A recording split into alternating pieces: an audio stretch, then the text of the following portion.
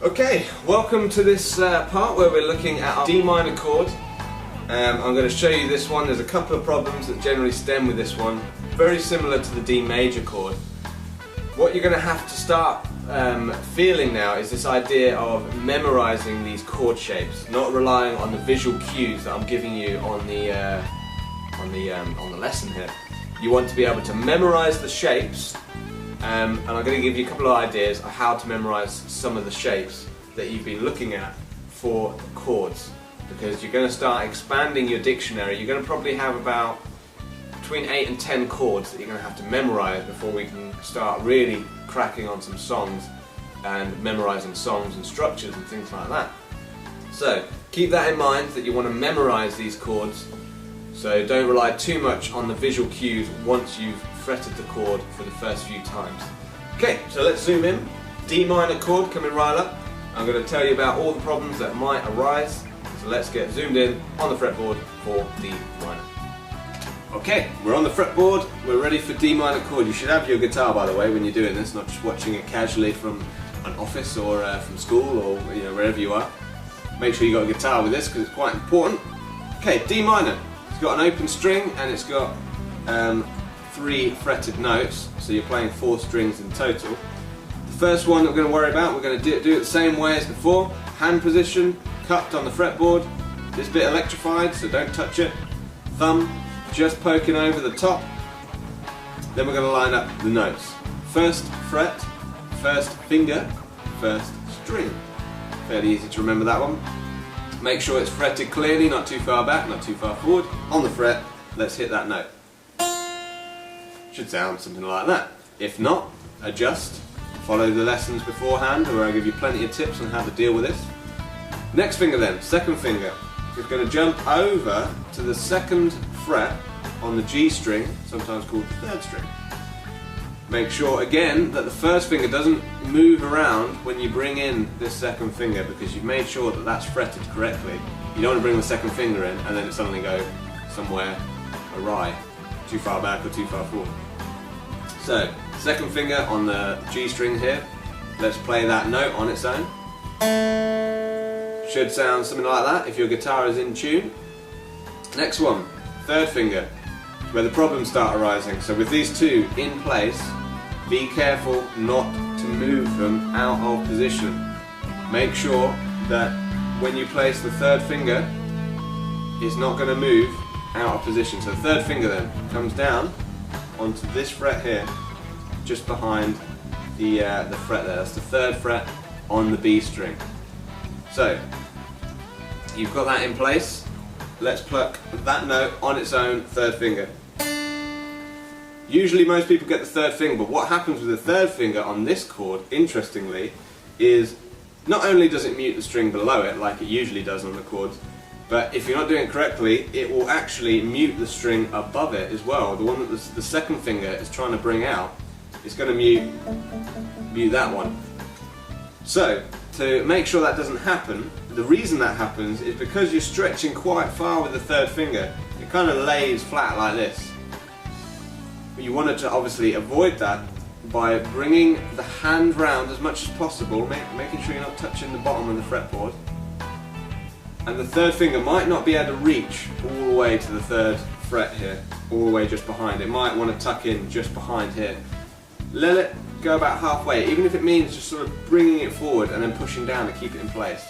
Don't worry about that. It will eventually build up some strength in the muscle tendons on the finger there to allow that stretch. So, play all 3 notes, 1st, 2nd finger and 3rd finger, and let's see what we got. It should sound something like this. 1st, 2nd and 3rd finger. Any of those muted, you'll probably need to adjust this 3rd finger. It's probably the cause of it. But have a look down the fretboard, look at your fingers as you're doing this, and see if there's any fingers that are slightly out of place or causing a bit of mischief with some of the other strings. I'm telling you that usually with students is the 3rd finger, and it might be that your 2nd and 1st finger moved out of position when you move this 3rd finger down. So watch out for that. Okay, all 4 strings now, so bring in the open string. Let's go from the very lowest note, the open string, and let's strum a full chord. That is a D minor chord. Okay, so if it didn't sound like that, adjust, adjust, each finger one at a time, pick out the notes just like we were doing. If you get a note, maybe the first note is muted, adjust till it comes out nice and clean. Strum, listen, and then adjust. Remember, don't try and move on until you really get a perfect chord change, and it will happen. It might take some of you 15-20 minutes to get that chord to ring out true, but when you get it, trust me, it is worth it. As soon as you get that clear sound of a chord, as soon as you get it, take a mental note of what your fingers are doing there. As soon as you get that nice chord, memorize that shape, memorize that position on the fingerboard, then release, and start the whole process again. Bring in the notes one at a time, pick out the note, strum, and adjust. You'll probably find that the second time you do it, if it took you 20 minutes the first time, it'll take you 10 minutes the second time, then maybe 5, then maybe 2.5. It sort of works like that with guitars, but only if you don't move on until you get perfect chord. If you're struggling and you just think, oh, forget it, release, then you try and line up again, you're still going to have the same problems. Really try and work on the chord until you get perfect chord before releasing and trying it again. Okay, congratulations on your D minor chord. Remember those top tips there, because there were some good ones in there that will actually be quite useful. Next part, we're going to be looking at chord names. What's the difference between major and minor? That's what I always get asked. And why is it called major? Why is it called minor? And what about all these other chords like diminished and dominant that you might have heard if you've been browsing the internet and looking at songs?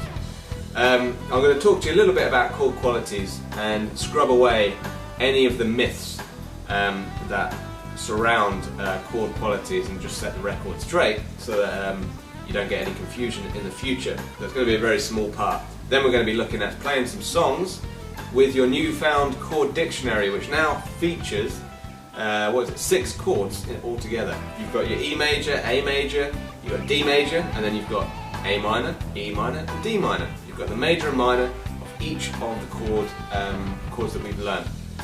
So, good job for getting that far. Remember, if you're having problems, revisit some of the other videos. Remember, if you're enjoying these lessons and you're getting something out of it, you can do 2 things. You can sign up on the website and take an active role in the future of the lessons. You can suggest lessons to me, or you can talk to me directly and post some ideas, or maybe some future lessons that you want. Maybe you're struggling on a song, or maybe you want new material, or maybe there's a question that you've got. You can also, more importantly, if you don't want to sign up, you can share this information. Facebook, YouTube, whatever it means for you. Telling family and friends would be fantastic. The more we can share, the more, well, not the more free I can make it, but the more lessons I can give to you. And obviously it keeps it free if you guys can share the lesson material. So, I'll see you in the next part where we're going to look at some chord quality.